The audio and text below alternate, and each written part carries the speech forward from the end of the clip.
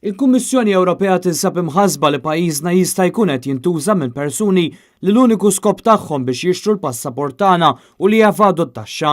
Iddikjara dan Benjamin Angel, Direttur tal-Kummissjoni Ewropea, li kien wieħed mill-kelliema waqt preżentazzjoni u diskussjoni dwar il-Country Report 2019 organizzata mir-rappreżentanza tal-Kummissjoni Ewropea f'Malta. Our colleagues are also worried that the passport program can be used also for taxation reason, and that some people seek residence for tax purposes, since there is no effective control of the residence in Malta associated to the tax program. There is no effective requirement to live in Malta. Waqt li analizza r-riżultati tal-Country Report fil-preżenza tal-Ministru tal-Finanzi, Angel innota wkoll li pajjiżna qed jiddependi ħafna fuq il-beħ tal-passaporti. As you know, the Commission has mixed feeling on this program. There will certainly be further discussion at some stage, and I understand there will be even an expert group on the notion of EU citizenship later this year. Fl-istess waqt innota kif hemm bżonn isir aktar kontra l-korruzzjoni e kif minkejja mijiet ta' rapporti ma kien hemm l-ebda persuna li tresqet il-qorti.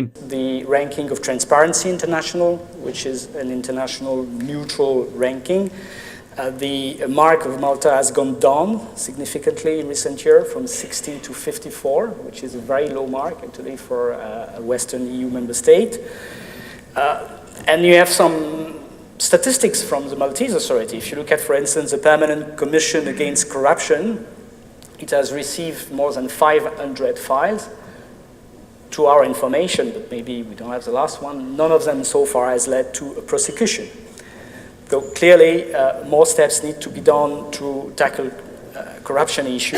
Anke l-Ministru tal-Finanzi Edward Cicluna kien ippressat dwar dan fid-dawl li l-Country Report jinnota li s-sanzjonijiet fil-konfront tal-korruzzjoni rari jiddaħlu fis-seħħ. We also have to talk about the very alarming assessment that we are not dealing with corruption. Well, maybe you're switching topic. Yes, we need to switch topic a little bit because we're going to run out of time otherwise. One of the things in the executive summary is the fact that sanctions are rarely imposed. Doing all this stuff doesn't mean anything if nobody is actually caught, nobody is actually punished. No, but excuse me, we're discussing taxation on an international front. No, I'm talking about corruption. And tax avoidance. And we're talking about local taxation? Corruption. Taxation related or just corruption? No, corruption. Mistoqsi dwar rapporti kostanti fuq il-problema tal-governanza tajba f'Malta, anke Alexander De Marco, deputat gvernatur tal-Bank Ċentrali, appella għal iżjed riżorsi. The model orders have become increasingly sophisticated, so clearly there is a very good need of investment in resources. Irrefera wkoll għal fatt li Malta niżlet minn-17 għal 33 post fil-Freedom House Report li analizza d-demokrazija u l-libertà madwar id-dinja. I am not happy with the result as well, because if you look at the progress between, say, 2012 and 2017, if you take more among the EU member states, we're still at around the 18th place. U fl-istess waqt li mill-beħ tal-passaporti, il-Gvern qed idaħħal miljuni, il-Kummissjoni Ewropea tinnota li qed jiżdiedu n-nies li mhux ilaħqu mal-għoli fil-prezz tal-proprjetà. On the rental market in particular, there are some indicators showing that the number of people experiencing difficulty is increasing. Dan fl-istess waqt li mhux jintlaħqu l-miri ta' pajjiżna fis-settur tal-edukazzjoni. The early school leaving rate has decreased since 2009, but it remains one of the highest in the EU, and it's far from the EU 2020 target of 10%, which was set. The tertiary education attainment rate is also one of the lowest in the EU, 33%, while the EU average is close to 40%. Sitwazzjoni li qed wassal ukoll biex pajjiżna waqa' lura fil-ħiliet tal-ħaddiema tiegħu tant li n-negozji lokali mhux isibu n-nies bil-ħiliet meħtieġa. Skills is a very important issue for Malta, and actually this has been measured by a number of polls. In the last SAFE survey in 2018, more than 1/3 of SMEs in Malta mentioned the availability of skilled staff as the most important concern.